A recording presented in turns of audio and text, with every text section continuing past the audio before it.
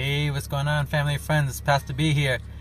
Wow, it's been a while since I've done this, but yeah, I just wanted to come on and just share some thoughts that's on my mind. Yesterday was Pastor Appreciation Day at our church in Mount Vernon, and I just want to say thank you very much to everyone who participated and showed me love, and really enjoyed hearing the encouraging words. Such a blessing, encouragement goes a long way, and so I really appreciate my whole church family and for just sharing those kind words and just preparing a great Sunday in celebration of our pastors at the church. And so thank you so much. I appreciate that. So a couple of thoughts I wanted to share with you today about pastors, right? I think today in this generation we may not value pastors as we should, and I think it's because we don't understand the value, and you do not use what you don't value. So think about it, if there's something of value in your house, you're going to use it. But if there's no value to it, you don't really use it. And so pastors are valuable. One thing I learned is that in order for me to be in good health and optimum health, or even to get better in my health, is to have a personal trainer. When I had a personal trainer, the personal trainer actually showed me what I didn't know, and also showed me what I was doing wrong, and also stretched me beyond my limits. And I think we understand the value of a personal trainer. We understand the value of certain consultants and people who can help us in areas that we may be weak in or we are improving in. And it's in the same way as pastors are very valuable to us. And if we're not under a pastor, if we don't have a pastor in our life, then we're really missing out. We're on a very valuable resource. And so let me give you 3 points on why you need a pastor in your life. All right, so one is that you need a spiritual father. Pastors are spiritual fathers. And in 1 Corinthians chapter 4, verse 15, it says that Paul says that we have a lot of instructors, or a lot of teachers, but not many fathers. And so Paul became a father to the people there at the church of Corinth. And that's so important. If you don't have a pastor in your life, you are void of a spiritual father. And we know in the physical, right? In the physical, fathers are very important. In America today, we probably have about 35% of children under 18 in fatherless homes. And what has that created? It has created families that are 4 times likely to be in poverty, all right? Most likely on drugs and alcohol, most likely to commit suicide, all right? So we see all these stats when it comes to the physical value of a father, right? The father's value in a family physically.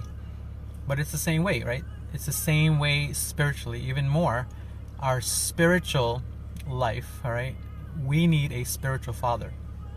And if we don't have a spiritual father, then you're going to be poor, or be spiritually impoverished, all right? And so you're going to be spiritually poor. You're going to be directionless. You're not going to be have someone that's going to cover you, all right, and who's going to look out for you. And so spiritually, that's so important. So that's the first point. The reason why you need a a father or a pastor is because you need a spiritual father. The second is a pastor is a leader, all right? And so you need to have a spiritual leader in your life. When Jesus looked at the crowd at one time, it says in Matthew chapter 9 verse 36 that he saw the crowd and he had compassion on them because they were like sheep without a shepherd. They were harassed and helpless. And so without a shepherd, all right, without a shepherd, sheep are directionless, they're helpless, and they're always going to be harassed. So when it comes to having a pastor in your life, you need direction. You need a leader. You need someone to lead you spiritually, all right? And when you don't have a pastor in your life, you're directionless. You're going to be continually harassed, and you're going to feel helpless.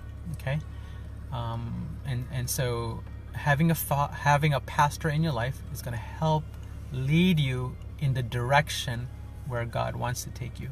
All right, so that's the second point. So the first one was to have a father is you're going to have a spiritual father. To have a pastor, you're going to have a leader. And the last point I would say is that you're going to have someone who's going to equip you.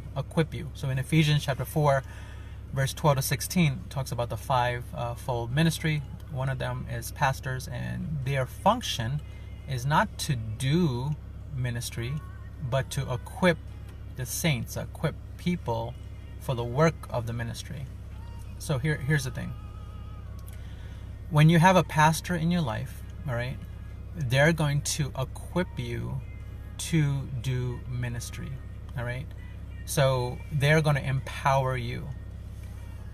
There's things that you can do on your own, but you could do so much more if you have a pastor in your life, because they're the ones that can equip you. They can empower you, all right, with their knowledge, with their experience, with their knowledge and with prayer, all right, and identify maybe gifts in your life, and use their gifts to equip you.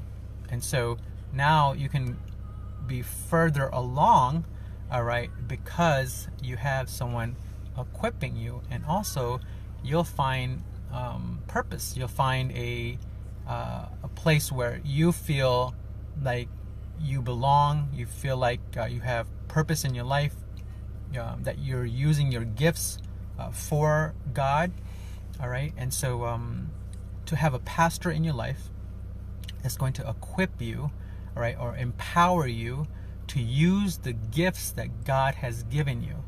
How many of us, all right, have gifts in our life that God has given us, but we never use, right? We have so much potential.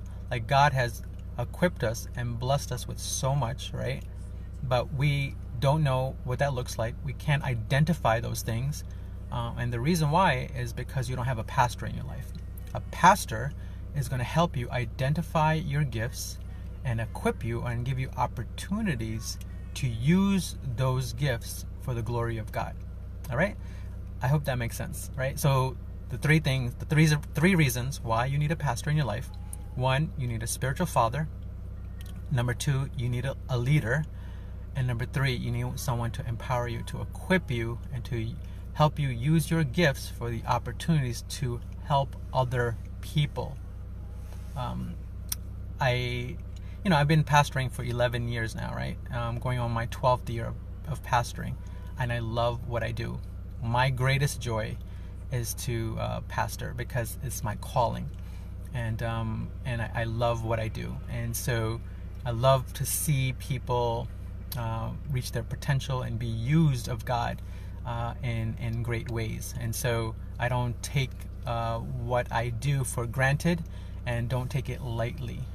And I know I have done I have made a lot of mistakes as a pastor, but at the same time I'm learning a lot, and I know the value of having a pastor in your life.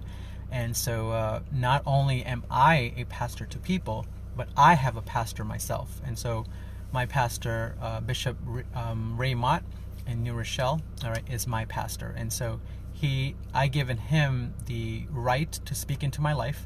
He is my spiritual father. He is my leader, and he's the one that equips me and empowers me to be all that I can be. And so I want to lead by example. And I know, some people call me their pastor, but they do not allow me to lead them. They do not.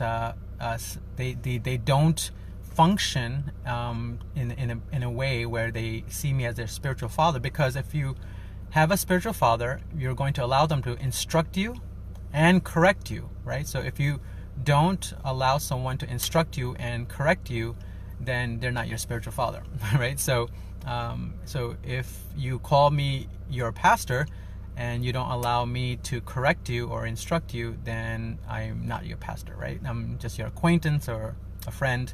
Maybe you attend church, maybe you attend our church, and you could attend a church and still not have a pastor. So you have to allow that person, all right? You have to submit to them, and you have to allow them to be your spiritual father, to be your leader, and to equip and empower you. If you don't, you're just there taking up space. You're just taking a seat. You're just attending a service, and you don't have a pastor. And so now that you see the value of having a pastor, I pray that you would find a good pastor that would be your spiritual father, be your leader, and be one who empowers you. So I hope this helps.